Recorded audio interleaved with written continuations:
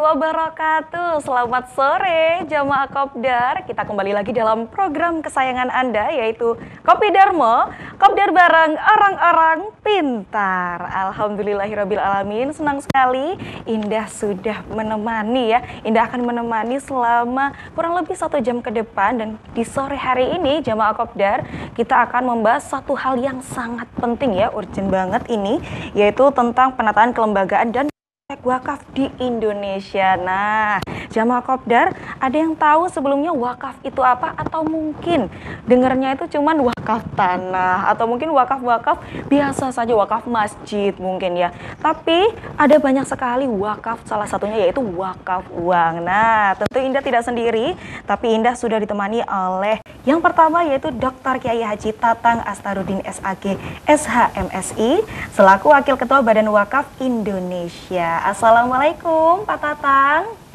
Waalaikumsalam. Sehat-sehat Pak Tatang sore hari ini? Alhamdulillah. Alhamdulillah. Lagi di mana ini Pak Tatang? Ini sedang raker Badan Wakaf Indonesia di... Wah, Masya Allah. Iya, sibuk sekali sepertinya, harus kesana kemari ya. Semoga sehat selalu dan tetap semangat di sore hari ini. Tentunya tidak hanya Pak Tatang jamaah Kopdar, tapi di studio juga sudah ada Dr. Haji Mustain MAG selaku Ketua Lembaga Wakaf dan Pertahanan PWNU Jawa Timur. Iya, pertanahan ya. Wah, ini sering keliru berarti ya. Kadang itu kita bilangnya pertahanan, padahal yang betul itu adalah pertanahan. Nah, ini menjadi insight ya bagi jamaah Kopdar di rumah. Bagaimana Pak Mustain kabarnya? Alhamdulillah. Alhamdulillah. Baik-baik, sehat. Baik-baik, sehat-sehat. Assalamualaikum warahmatullahi wabarakatuh. Waalaikumsalam warahmatullahi wabarakatuh. Ini sebenarnya padat Tatang sekali ya. Sehat, Pak.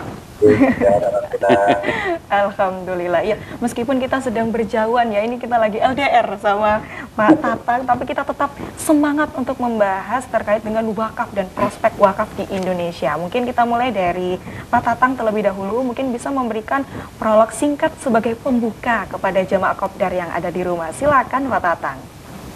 Assalamualaikum warahmatullahi wabarakatuh. Waalaikumsalam warahmatullahi wabarakatuh. Alhamdulillah, dan saya. Ya, alhamdulillah, bersyukur Allah Subhanahu wa taala, kita masih bersama TV9 dan kita semua masih concern dan peduli pada wakaf. Ini harus disyukuri ya. Kita harus disyukuri karena wakaf adalah salah satu instrumen penting dalam kehidupan beragama kita. Dia menjadi indikator mudah-mudahan ya kebaikan keburukan kita.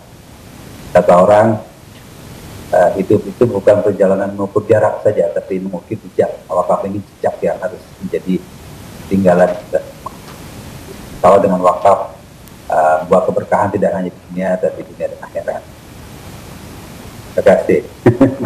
Alhamdulillah, Masya Allah. Berarti kalau misalnya kata kuncinya kita sudah dapat ini ya jamaah Kopdar. Kalau wakaf itu tidak hanya bahagia di dunia, tapi bisa bahagia sampai di akhirat. Wah, ini akan menjadi pembahasan yang menarik ya. Mungkin bisa dilanjutkan oleh Pak Mustain juga, bisa memberikan prolog pembukaan sebagai apa sih dan juga bagaimana prospek wakaf di Indonesia sekarang ini. Silakan Pak Mustain. Ya. Assalamualaikum warahmatullahi wabarakatuh. Waalaikumsalam warahmatullahi Bismillah, wabarakatuh. walhamdulillah, wa syukurillah, wassalatu wassalamu ala rasulillah, Sayyidina Muhammadin ibni Abdillah, wa ala alihi wa sahbihi wa mawala, la hawla wa la quwata illa billah, amma ba'd. Pemirsa sekalian yang saya muliakan, alhamdulillah ketemu lagi di acara Kopi Darmo yang kembali akan menyampaikan terkait dengan wakaf. Sedikit saya sampaikan, ada zakat, infak, sodakoh atau sedekah, lalu ada lagi wakaf. Ini mirip tapi beda. Bedanya, kalau yang zis, zakat, infak, sodakoh, itu begitu ditunaikan selesai. Tetapi untuk wakaf, begitu ditunaikan sama-sama dapat pahala, tetapi wakaf ini tidak berhenti dan tidak boleh berhenti. harus bermanfaat, dan selama harta wakaf itu memberikan kemanfaatan, maka selama itu pula akan terus mengalirkan pahala bagi wakif atau orang yang wakaf. Ini satu hal yang sangat penting yang harus kita pahami. Gitu, Mbak. Wah, seperti itu. Nah, supaya kita tidak salah paham nih ya, Pak Musta'in. Kalau wakaf itu kegiatannya, begitu ya. Tapi kalau wakif itu orang yang berwakaf atau seperti apa? Mungkin bisa. Wakif itu adalah orang yang mewakafkan. Oh, ya, orang yang mewakafkan. Lalu yang diwakafkan itu harta wakaf. Oh, Harta benda wakaf. Harta benda wakaf itu ada harta benda yang bergerak, ada harta benda yang tidak bergerak. Hanya mindset masyarakat selama ini, tadi saya sampaikan Mbak, kalau orang bicara wakaf itu berarti tanah, masjid, tanah, kalau enggak masjid, madrasah, ya, cuma dua itu aja. Kadang jadi, sekolah tambahannya ya. Padahal wakaf itu ada yang tidak bergerak, ada yang bergerak. Jadi ada yang wujudnya berupa tanah, bisa mobil, ambulan, itu juga boleh diwakafkan. Itu juga bisa diwakafkan. Bisa. Lalu yang sangat tren menarik saat ini dan harus kita kembangkan itu wakaf tunai. Wakaf tunai. Uang. Berarti itu dari yang, uang ya? Ya, itu yang sekarang lagi tren dan harus kita kembangkan. Sebab itulah nanti wakaf yang kemungkinan besar berkembang tidak hanya di Indonesia tapi di seluruh dunia. Oh, berarti tidak hanya di Indonesia saja, tidak. tapi negara-negara yang negara-negara sudah lain ada sudah warga banyak. muslimnya ya, terutama ya, itu sudah mulai bergerak, sudah Ya. lebih maju lagi ya. Bahkan Iya. bukan mayoritas muslim itu sudah banyak yang bergerak terkait dengan wakaf uang atau wakaf tunai. Oh, seperti itu, luar biasa. Berarti tadi ada wakaf yang bergerak dan juga Tidak ada wakaf bergerak. yang tidak bergerak. Nah, sebagai Jadi- pemahaman utama, iya. Jadi silakan ya, lanjut. wakif itu yang mewakafkan, yang diwakafkan itu harta benda wakaf. Pemanfaatannya untuk apa? Nah, itu namanya mauquf alaih. Oh, seperti itu. Untuk Oke. pendidikan, bisa untuk masjid, untuk kesejahteraan masyarakat, umat, terus bisa. Oh, seperti Dan itu. seterusnya. Oke, tadi ngomong-ngomong soal wakaf itu ada yang tunai. Nah, ini kita mau tanya kepada Pak Tatang. Kalau tadi kita ingin berwakaf tunai, berapa minimal atau mungkin ada persyaratan kah atau mungkin ada perbedaan antara wakaf bergerak dan tidak bergerak dari minimal pengeluarannya atau mungkin harus berapa yang bisa kita keluarkan? Baik, wakaf tunai itu sering disebut wakaf uang, jadi bentuknya uang. Jadi yang bisa diwakafkan itu tidak hanya tanah, itu populernya di masyarakat itu tanah. Sesuai fatwa Majelis Ulama Indonesia tahun 2002 dan hasil fatwa NU ya, sama 2002 dalam konteksnya di Pondok Gede Jakarta membolehkan wakaf uang. Dan dalam Undang-Undang Wakaf, Undang-Undang Pasal 2004, wakaf tidak hanya tanah, dan ada wakaf uang. Jadi wakaf uang itu lebih fleksibel, berapa saja sebetulnya, mau 1.000, 2.000, ya berapa saja itu bisa orang berwakaf uang. Jadi dengan wakaf uang tidak harus nunggu kaya. Kadang orang bisa beli rokok berapa, ngopi berapa, dengan senilai itu kita bisa berwakaf. Dan itu potensi wakaf uang kita ini cukup besar, 180 triliun. Bayangkan kalau potensi itu bisa kita kombinasikan, kita kumpulkan, kita punya dana abadi. Karena wakaf itu abadi, nggak boleh kurang, nggak boleh hilang. Yang bisa dimanfaatkan itu hasilnya. Di hasil dari wakaf uang itu kita bisa di dua investasi, dua tasarruf. Ada sektor finansial, misalnya beli obligasi, beli buku atau deposito, nanti hasilnya, bagi hasilnya, dividennya itu bisa dimanfaatkan. Kedua, wakaf uang juga bisa ditasarufkan di sektor real, untuk infrastruktur, untuk pengembangan ekonomi produktif masyarakat. Tentu banyak hal yang bisa dilakukan seandainya gerakan wakaf uang ini masif dilakukan oleh banyak orang. Orang Indonesia itu dikenal sebagai bangsa yang penderma paling tinggi di dunia. Meskipun orang yang nggak mampu, tapi semangat sedekahnya tinggi. Nah, ini kita Badan Wakaf Indonesia, Lembaga Wakaf NU sedang mencoba realisasikan supaya potensi itu bisa maksimal manfaatnya. Ini kita bisa melakukan banyak hal dengan masyarakat wakaf bank. Insya Allah, wakaf bank itu bisa menjadi sokong guru ekonomi Indonesia. Mungkin kalau wakaf banknya kita banyak, kita nggak perlu berhutang ya. Iya. Dari juga kemandirian masyarakat. Betul. Iya, wah, berarti tadi wakaf ini kalau kita ingin berwakaf tidak harus menunggu kaya ataupun tidak harus kita sudah memiliki harta yang berlimpah dulu baru kita berwakaf, tapi dari 1.000, 2.000 yang kita keluarkan pun bisa menjadi wakaf. Oke, Jamaah Kopdar, kita masih akan terus membahas bagaimana prospek dari wakaf di Indonesia ini atau mungkin dari kacamata dunia. Jamaah Kopdar, tadi di segmen sebelumnya kita sudah menyinggung bagaimana prospek wakaf ini kalau misalnya kita kelola dengan baik nantinya bisa menjadi sedekah jariyah ya istilahnya, bisa membuat kita bahagia di dunia maupun di akhirat. Amin insya Allah. Langsung saja tadi dengar-dengar ini Pak Mustain, kalau misalnya wakaf ini antara masih happening atau mungkin ada yang masih belum tren. Jadi mungkin ada cara-cara untuk meningkatkan status wakaf terutama di Indonesia ini. Mungkin bisa diberikan oleh Pak Mustain, silakan. Oh iya, terima kasih. Agak mundur sedikit saya. Jadi lembaga wakaf NU ini memang punya kewajiban tugas yang pertama untuk mengamankan aset. Kalau ini lebih banyak ke arah tanah. Jadi saat ini tengah berjalan percepatan sertifikat ini untuk pengamanan aset wakaf. Insya Allah ini nanti akan terus berjalan. Nah, setelah diamankan aset itu terus mau diapakan? Nah, ini pertanyaannya ya. Kami saat ini sedang berusaha untuk bagaimana aset-aset wakaf yang sudah kita miliki ini bisa bermanfaat. Tidak hanya bermanfaat, tetapi sekarang dan ke depan ini bagaimana status aset ini bisa semakin meningkat. Gitu.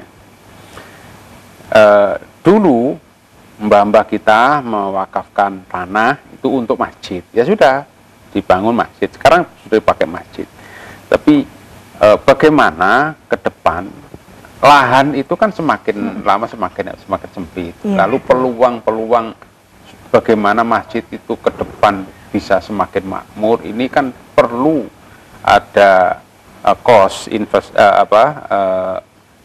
pembiayaan. Nah, ini yang kita upayakan bagaimana benda wakaf itu statusnya bisa meningkat dengan tidak mengurangi fungsi utama, fungsi yang diinginkan oleh wakil. Untuk masjid jalan.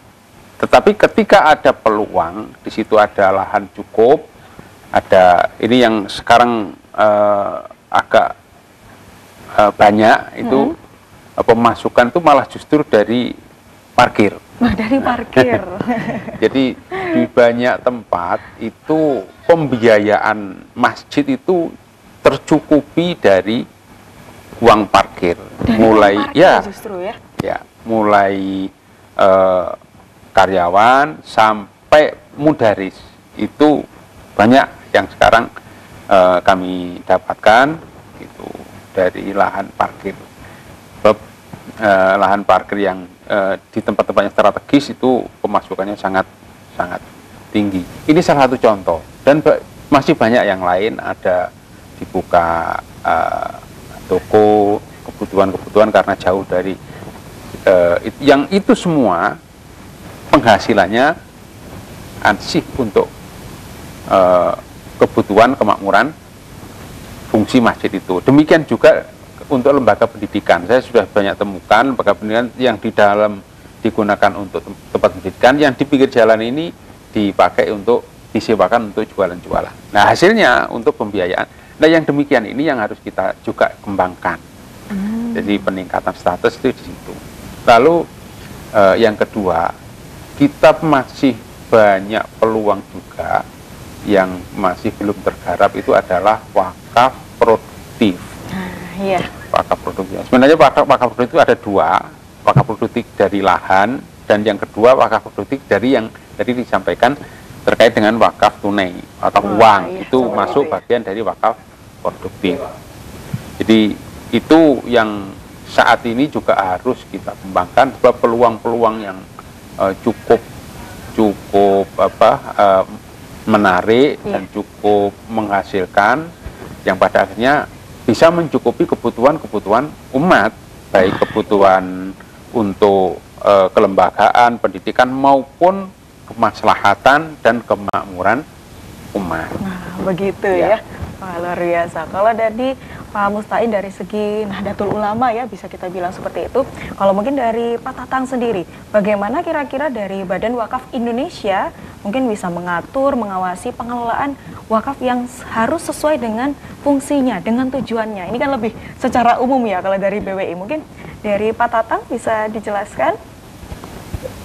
Ya, salah satu lembaga yang terkait wakaf di Indonesia sesuai amanat undang-undang wakaf Undang-Undang 41 itu adalah Badan Wakaf Indonesia. Jadi Badan Wakaf Indonesia ini salah satu fungsinya selain membina, ya, mengawasi nazir, mengolah aset wakaf atau menjaga aset wakaf dan seterusnya, kita ingin memastikan potensi wakaf yang sangat besar tadi. Kita ini tadi potensi wakaf uang ada 180 triliun.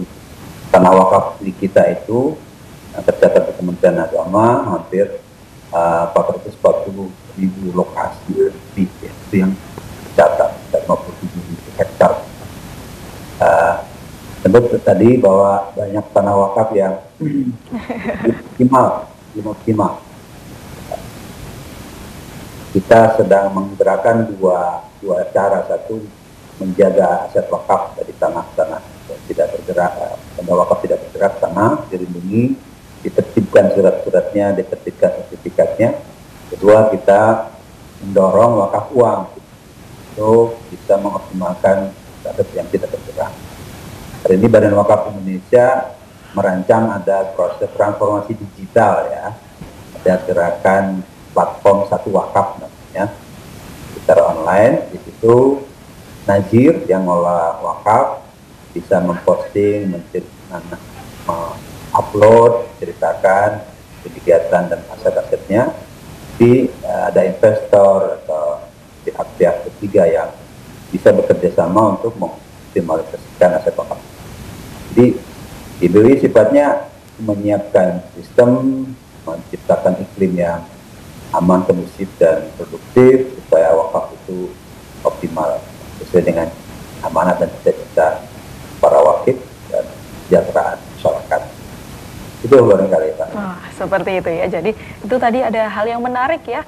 Mungkin akan kita bahas di segmen berikutnya. Kalau tadi dari BWI sudah menggandeng atau mungkin sudah mengelola dari sektor teknologinya, ini akan sangat menarik dan akan sangat menopang sekali pertumbuhan wakaf terutama di Indonesia. Oke, jamaah Kopdar, kita sepakat bahwa potensi wakaf terutama di Indonesia ini sangat besar sekali. Apalagi kalau memang dikelola dengan baik, kita juga memberikan wawasan yang lebih kepada SDM yang bisa mengelolanya, pasti akan sangat-sangat maksimal sekali ya. Nah, mungkin kita lanjut kepada Pak Mustain.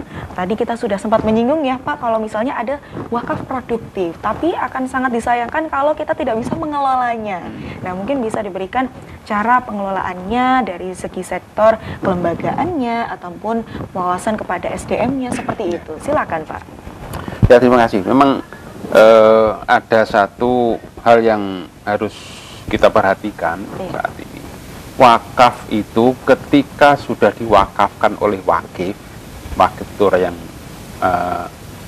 mewakafkan, itu maka yang menerima itu namanya nadir. Nadir itu yang menerima wakaf, dan nadir harus punya kewajiban untuk mengamankan, mengelola dan mengembangkan sesuai dengan tujuan wakif tersebut. Nah, ini terkait dengan pemanfaatan dan termasuk terutama yang kaitannya dengan produktif. tadi saya bilang produktif ada, kalau boleh saya pilih itu ada dua, produktif lahan karena ada tanah lahan, produktif lagi satunya di bidang wakaf tunai, wakaf uang.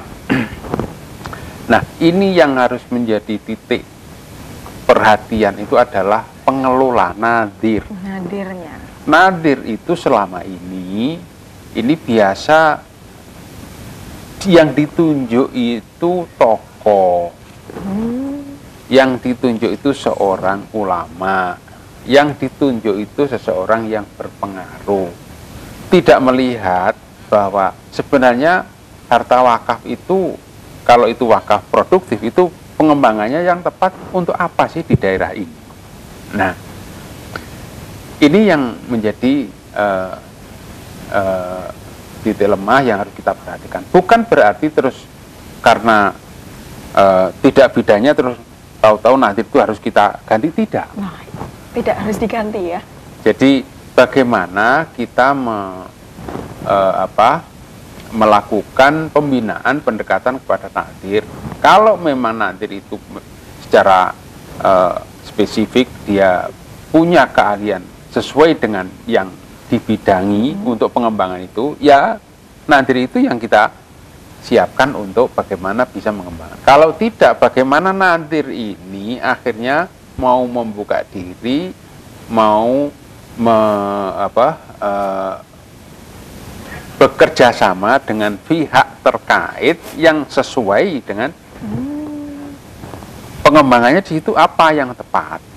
Kalau itu memang tanah harus dikembangkan, apakah untuk perkebunan, apakah untuk rumah kos, atau apakah untuk apartemen dan seterusnya. Nah, ini perlu menggandeng keterbukaan nadir untuk mau menggandeng, mau mengerjasamakan dengan pihak ketiga atau pihak terkait yang sesuai dengan peruntukan itu. Demikian juga nadir wakaf uang. Tentu ketika menentukan nadir wakaf uang, ya seharusnya mereka yang punya kemampuan untuk bagaimana mengembangkan uang itu supaya uang itu tidak berhenti. Tadi disampaikan oleh Prof. Tatang, wakaf itu tidak boleh hilang, tidak boleh berkurang.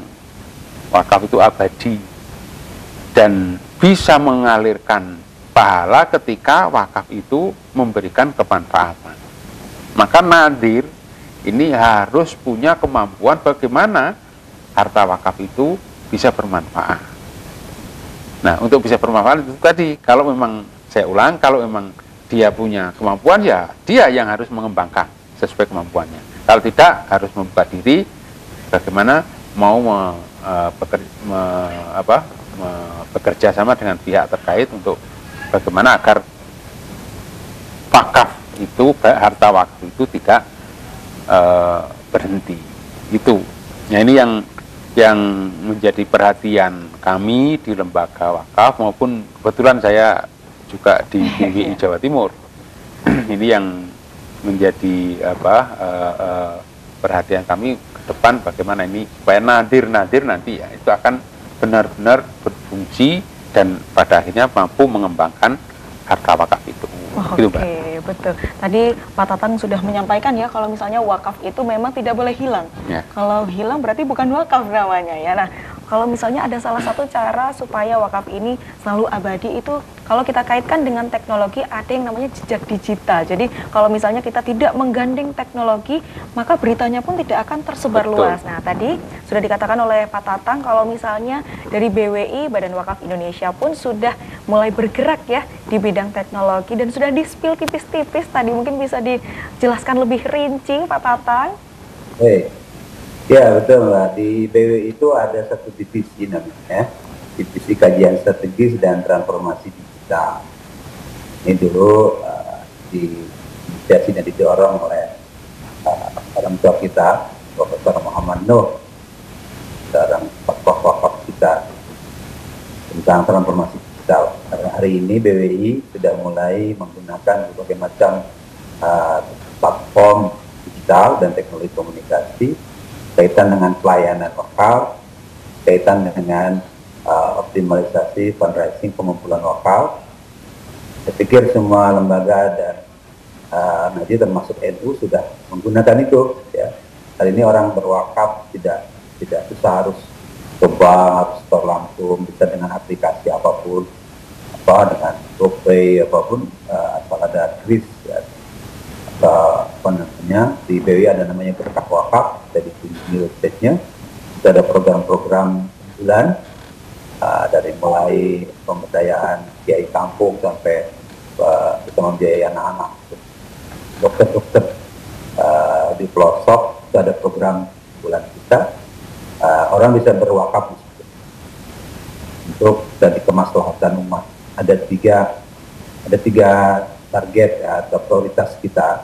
Pertama adalah pendidikan, kedua adalah kesehatan dan pemberdayaan untuk kemartabatan masyarakat. Bahwa hari ini kita mau tidak mau harus menggunakan berakrab-akrab dengan teknologi, optimalisasi untuk penjagaan wakaf. Dan tadi kita punya platform satu wakaf, jadi kalau ada nanti di satu kawasan punya tanah wakaf yang strategis, silakan dipublish, di upload di satu wakaf, ditawarkan, nanti akan ada pihak tertentu. Sekarang juga banyak orang baik ya di dunia ini yang punya modal, banyak skema ya, yang punya wakaf uang bisa dimanfaatkan untuk mengembangkan aset wakaf. Itu BWI mengawasi, mengatur aturan mainnya, jangan sampai ada yang dirugikan, jangan sampai ada yang dan hilang atau berkurang. Karena tanah wakaf itu harus abadi, ya. Uang wakaf juga harus utuh. Ya.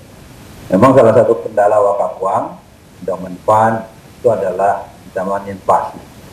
Oleh karena itu dalam wakafnya harus dioptimalkan supaya ada keuntungan itu untuk menutupi risiko inflasi. Ya. Itu barangkali, Pak. Wah iya, berarti selain dana wakaf ini harus abadi tapi harus utuh ya. Kita tidak boleh mengambil sepeser pun karena namanya wakaf. Oke jamaah kopdar, kita sudah melangkah jauh sekali sepertinya ya. Tapi kita masih bingung ya, terutama Ida sendiri juga masih bingung terkait sertifikasi. Karena tadi ada berbagai macam jenis wakaf ya, ada yang wakaf tanah, ada juga yang wakaf uang tunai mungkin ya, ada juga wakaf produktif. Nah ini kita ingin bertanya ya dan belajar kepada Pak Tatang, sekiranya bisa memberikan jawaban atau mungkin bisa memberikan penjelasan juga kepada jamaah kopdar yang ada di rumah ini, apakah sertifikasi yang dimiliki oleh nadhirnya itu harus berbeda-beda atau seperti apa ini Pak? Tadi sudah disinggung oleh Pak Kiai Said bahwa salah satu unsur wakaf itu namanya nadhir. Unsur wakaf itu dalam undang-undang ada 7 ya. Ada akta wakaf, ada wakil yang berwakaf, ada nazir, ada mauquf alih yang bermanfaat, nazir yang mengelola. Ada peruntukan, ada jangka waktu ya. Nazir itu ada 3, ada perorangan, ada yayasan, atau organisasi. Organisasi itu seperti NU ya, Muhammadiyah dan yang lain. Nah, dalam undang-undang wakaf, nazir itu harus wakaf itu produktif dan profesional. Itu wakaf itu harus produktif artinya bermanfaat, jangan diam, jangan nggak diapa-apakan, harus produktif. Uang juga ya, wakaf uang bentuknya uang. Tadi kan harta benda wakaf itu ada uang, ada benda bergerak tanah, ada benda bergerak mobil. Sekarang varian juga ada saham, ada royalti, ada macam-macam ya bisa diwakafkan. Yang bermanfaat itu bisa diwakafkan. Nah, dan harus profesional nazirnya. Nah, ukuran profesional itu apa? Ukuran profesional itu tentu mampu mengelola. Hari ini ada namanya sertifikasi nazir. Sekarang zamannya era sertifikasi. Ya. Orang dianggap ahli kalau dia memiliki sertifikasi yang diterbitkan oleh lembaga yang punya otoritas. Badan Nasional Sertifikasi, ada BWI. Nah, hari ini nazir, karena nazir harus profesional, salah satunya didorong untuk dan memiliki sertifikasi keahlian sebagai nazir. Memang para nazir dulu juga kita yakin para kiai, para sepuh itu ya dan mengelola wakaf pasti mampu ya. Cuma hari ini negara ingin memastikan lagi supaya dalam kaitan dengan relasi wakaf kan tidak hanya dimensi nasional, sekarang wakaf internasional. Bagaimana nazir kita, wakaf kita dipercaya dan bermanfaat secara global. Jika ada standar-standar ya, terselenggarakan secara nasional dan internasional. Itu namanya sertifikat. Nah, pada dasarnya semuanya harus punya sertifikat keahlian sebagai nazir yang wakaf uang, apalagi karena orang yang mendapat mengelola uang tuh yang dia punya feeling bisnis, investasi. Ya, yang punya tanah amanat wakaf tanah juga, dia jangan berpikir, mungkin bagi orang biasa ketika dapat tanah wakaf di lereng tertentu yang agak miring, dia mikir, wah ditanamin nggak bisa, dibangun sekolah miring. Tapi bagi orang-orang yang punya feeling bisnis yang hebat, dia menjadi resort, bisa bentuk-bentuk yang tadi bermanfaat dan menghasilkan. Tadi sertifikasi itu fungsinya untuk memastikan nazir-nazir itu profesional dan mengolah aset wakaf supaya wakafnya bermanfaat. Itu barangkali kalau pertanyaannya pada sertifikasi. Iya, betul. Apakah dibedakan setiap nazirnya atau mungkin seperti apa Pak Tatang? Oh ya, kan nazir itu ada nazir yang menerima tanah, aset wakafnya tanah, semuanya harus punya sertifikasi sebenarnya, karena kita ada namanya SKKNI ya, standar keahlian secara nasional, standarisasi. Itu seorang nazir itu harus memiliki keahlian sebetulnya lengkap ya, dari mulai penerimaan wakaf, pengolahan, pengamanan, sampai pelaporan. Di B itu ada 10 skema. Memang boleh jadi tidak semuanya harus menguasai. Ada yang ahli di bidang penerimaan, fundraising, pengumpulan, ada yang di pelaporan. Karena pada dasarnya kita ini harus bekerja sama, karena kita tidak bisa segalanya dan punya segalanya. Iya, betul sekali. Nah, dalam undang-undang itu nazir dapat bekerja sama. Jadi tadi seperti cerita Pak Kiai, seorang kiai diberi amanah wakaf pom bensin. Beliau belum pernah ngurus pom bensin. Tapi yang wakafnya, saya nggak mau wakafnya harus Pak Kiai yang nerima nazirnya. Tuh, daripada nolak orang berwakaf, nanti nggak jadi wakafnya. Terima wakafnya, Iya. para Pak Kiai cari partner, ya, partner yang mampu mengelola. Pak Kiai tim yang punya keahlian profesional. Oke, seperti itu ya. Tapi kalau misalnya dari LWP sendiri, apakah itu juga membantu sertifikasinya atau seperti apa Pak Mustahil? Karena itu sudah menjadi sebuah aturan, maka nadir itu ya semua harus ya. Memang diharuskan. Cuman memang sekarang ini masih ada batasan-batasan terkait dengan sertifikasi itu yang berhak mengeluarkan itu kan lembaga-lembaga yang yang resmi, apa istilahnya ya. Istilahnya yang resmi. Kalau di Kementerian Agama itu ada di Balai Diklat, saya biasanya dengar yang saya suruh ngisi itu di Diklat. Lalu di keuangan itu ada lembaga Prof. Tatang ini yang banyak tahu karena ada di pusat ini untuk terkait dengan nadir wakaf uang. Itu ada persyaratan minimal ada 2 orang yang sudah tersertifikasi khusus untuk uang. Khusus untuk uang. Iya. Tapi untuk wakaf yang tanah ini masih belum disyaratkan. Karena memang keterbatasan. Masih keterbatasan. Oke, jamaah Kopdar, kita sampai juga ya ini. Kalau misalnya ingin kita lanjutkan, sebenarnya masih butuh berjam-jam lagi untuk membahas kelembagaan wakaf, terutama di Indonesia ini. Tapi kita kalau boleh minta kepada Pak Tatang bisa memberikan pesan-pesan atau mungkin ajakan partisipasi untuk masyarakat mungkin ya terkait perkembangan, proses dan juga potensi dari wakaf di Indonesia. Silahkan Pak Tatang. Kalau bicara kelembagaan wakaf ya, salah satu kunci dan tombak wakaf adalah nazir. Nazir itu ya di kita masyarakat dan lembaga, yayasan, pesantren, sekolah. NU itu punya 27.000 pesantren ya, di RMI. Tentu itu adalah kelembagaan tombak pengelola penjaga wakaf. Kita tentu sebagai Nazir, dia harus profesional, dia harus terus belajar, dia harus terus bertransformasi, memanfaatkan teknologi, memanfaatkan jaringan, membuka diri untuk hal baru.